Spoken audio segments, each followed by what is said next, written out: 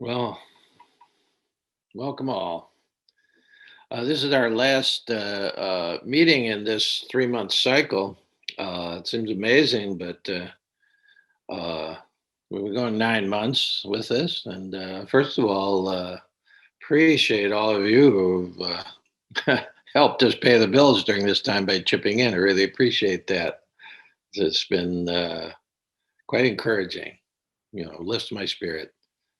Um, we'll, we'll uh, we'll take next Sunday off, and then we'll start another 3 month cycle that'll go January, February, March. We'll be back where we started. We'll see. We'll see how that goes. But sort of 3 months at a chunk. We'll see where we are in 3 months. Probably not where we are now. That's for sure in terms of everything. And maybe today dedicate this session. The Tibetans always like to dedicate sessions, and I think that's a good idea.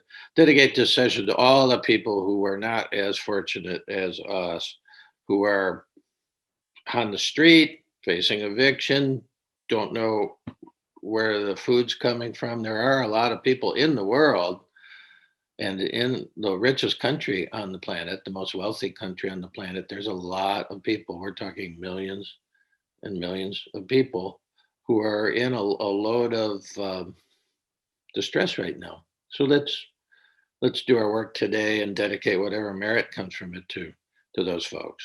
And you might be, you might have a computer, but you might really be sweating it right now. So if it includes you, well, that's great too. That's great too. I want to do something on the season today to end up.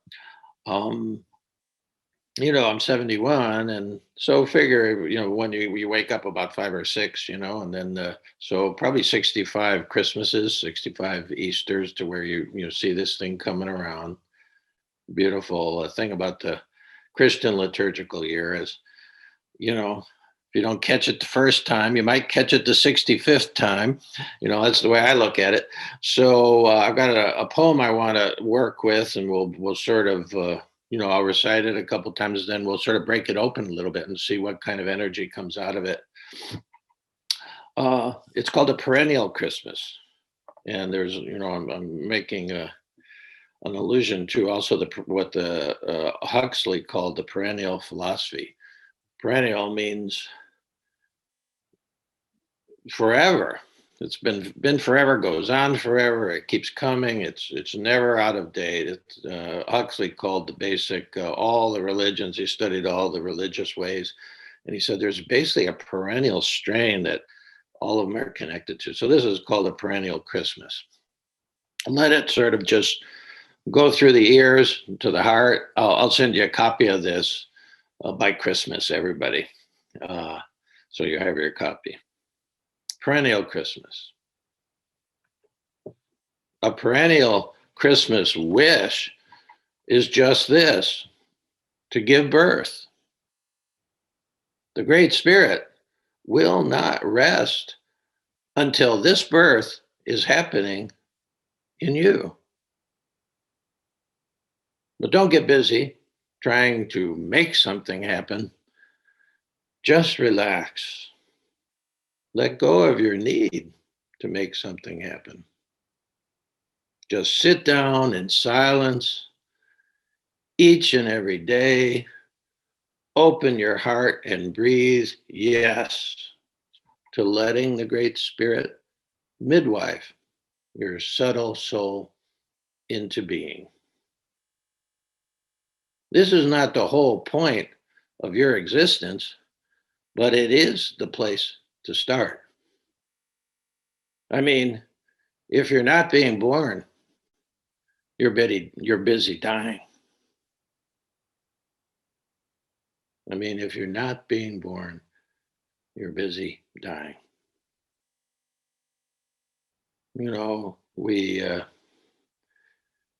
It gets lost in the shuffle of what Christmas has become in this culture anyway, that that's about birth.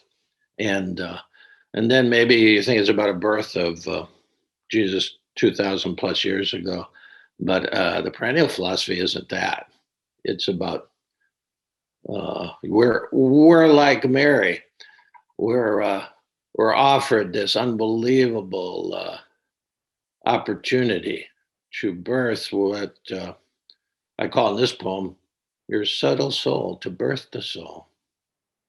So a perennial Christmas wish is just this: to give birth. The Great Spirit will not rest until this birth is happening in you. So don't get busy trying to make something happen. Just relax.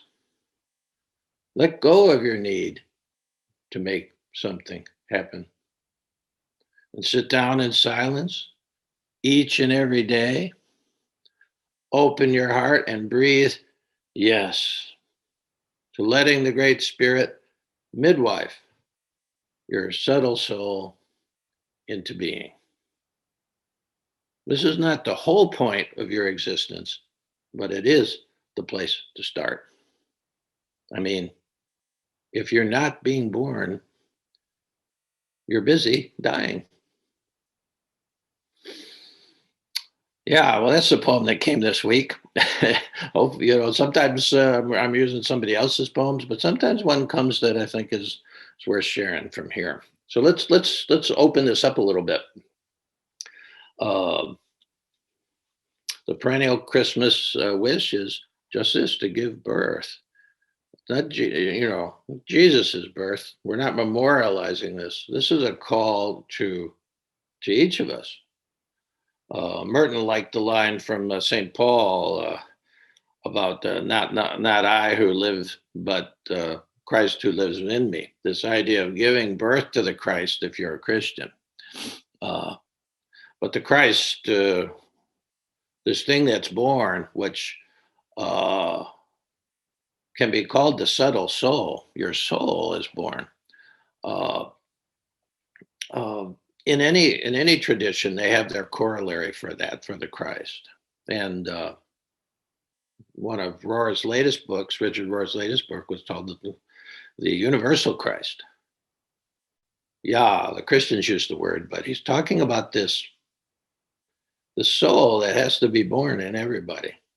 You know, for you men, this is your chance. And for some women who actually haven't birthed a physical child, I send out Mother's Day greetings to lots of people, and some women who haven't had a child, and I say, Happy Mother's Day, because we're all called to birth this one thing.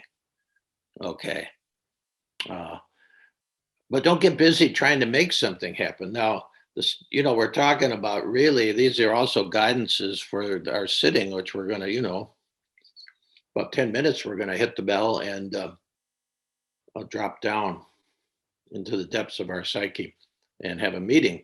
Well, these are all cues also for that. When we meditate, don't try to make something happen. That's the worst thing you can do. No, just relax. And so I always try to give you a bit of a shove, a read down, some kind of invocation but it's always got something about relaxing in, because it's about uncoiling. See, and any of you who have given birth to a physical baby know that it's you got to breathe, and you got to relax in between contractions. If you remember those days. My first son, we hadn't finished Lamaze when Aaron was born, and it was like ludicrous. We got to the point where the transition started happening, and none of the stuff we had practiced worked, and Pam was all freaked out, and I was flipping through the book madly in Houston, in the hospital, and she says, "What's this?" And I said, "I think it's called transition." And she said, "Well, what's that?" I said, "Well, that's when all this stuff we practice doesn't work. We didn't get to." She says, "Oh, great." So we're always in a way, sometimes you're getting these kind of contractions in life, but you got to relax and ride this thing. So just relax, let go of your need to make something happen. Boy, that's a big one. Let go of your need to make something happen. It's happening. when I started at Notre Dame, I had this art course, 1 credit, and we did happenings. This was 1967. So we built happenings. We built these little environments where people walk through and things happen. One guy had like 4 foot of popcorn, and when you walked into this place, there was this huge amplifier just popping the popcorn. That was one. But the whole life is happening. It's happening. The Holy Spirit is not going to let you rest. It's not going to rest until this birthing happens. So it's going to happen. The best thing you can do is relax. Let go of your need to make something happen. When we sit in a few minutes, just sit down in silence each and every day. Now, that's quite a challenge in the kind of life we live. But, that's what Mary did. She went out and hung out in the hill country with Elizabeth, who was 6 months along when she just had begun. And they just, they were sitting in silence, just doing the basics, but just quieting down. So just sit in silence each and every day. Open your heart and breathe. Yes, some form or another in this, when we dive down to have this meeting with the infinite, with the divine, you're saying yes already because you're here, especially if you've been here before. Maybe you're new today. Well, this is your invite to just say yes to letting the Great Spirit midwife your subtle soul into being. Soul is not something that we have. It's really something that we are. But it needs to be birthed. It needs to develop. And we have to cooperate. But the Holy Spirit, the Great Spirit, is the midwife here. Yeah. But when you do it, you're just basically saying, yes, okay, I'm going to let this. Mary says, let it be done unto me. That's brilliant. If you think, it's like every meditation, there's nothing you have to do, nothing you have to make happen. Let it be done unto me according to your will. So you give yourself up in the sitting, you see. And then now this is not the whole point of your existence. I think that's an interesting line for me, even. This is not the whole point of your existence, but it is where you start. You start to birth the soul in a contemplative practice, in some kind of contemplative mode. Talk to somebody who's in a world of hurt, relative, and he had nothing to look forward when he gets up in the morning. There's nothing. And I do this stuff in the morning. I don't know what you do. Rumi says this. This is this is a 13th century guy who's as ripe as they come. He's on the level with all these other great souls, Jesus and Buddha. And Rumi said, today, like every other day, we wake up empty and afraid. Don't rush to your desk and begin working. Instead, take down a musical instrument. Make what you love be what you do. There are hundreds of ways to kneel and kiss the ground. Just as a side point there, start the day doing the thing you love. That'll get you out of bed. I wake up, I'm going to have a cup of coffee. I'm going to read a book that's worth reading, a spiritual book, what they call Lectio. And then I'm going to come in and sit. And then I'm going to write about it. This is what I love. This is my musical instrument. So something worth getting up for. Not hard to wake up when you're going to do the thing you love the best, you see. So it's not the whole point of your existence, but it is the place to start. Finding, fashioning your own contemplative practice. And then leading off the day with it. And then I stole the last line from Bob Dylan. I mean, if you're not being born, you're busy dying.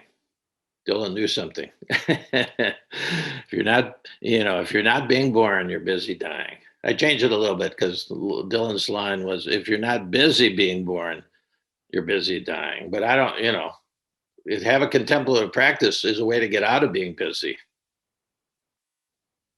It shouldn't be one more thing to do in your day. Like contemplative practice should not be on your to-do list, you see.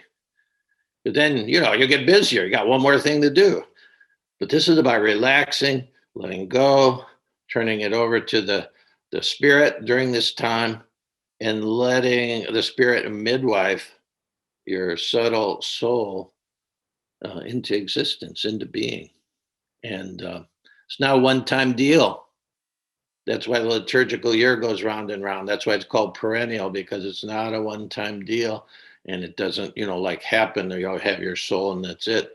No, every time we sit, the spirit's working, and the soul is being birthed a little bit more, a little bit more, a little bit more. Another aspect, some dark part that we haven't seen already comes to light. Hey, then it can heal, you see. It's very dynamic what we're doing, but it doesn't involve doing anything. It doesn't involve trying to make anything happen. Get that? And this is where you start. At least this is my take on it. This is just my experience. Maybe you want to start making $1,000,000. I mean, a lot of people start that way. I want to make my first million, or I want to make my first billion. I think a lot of people have a lot of approaches to life. It's interesting that, for Christians, the guy we look up to was totally poor. He had zip, nothing, nada. And yet, we're preaching this gospel of prosperity or something. We're missing the boat. Jesus became totally ripe. He totally had ripened and manifested his soul. Yeah, that's what we're here for. I think anyway. So let's go into meditative mode, and I'll give you we'll touch back on last week, because I'm going to use the Stafford poem, because that might work for you. And again, if the words don't work for you, just let them go, because the main thing is just to go down into the silence, into the stillness, and let the Holy Spirit work on you. That's the dance. That's who we're meeting down there. And don't try. Don't have to make anything happen. Get that. Okay. And then we'll open up as usual after.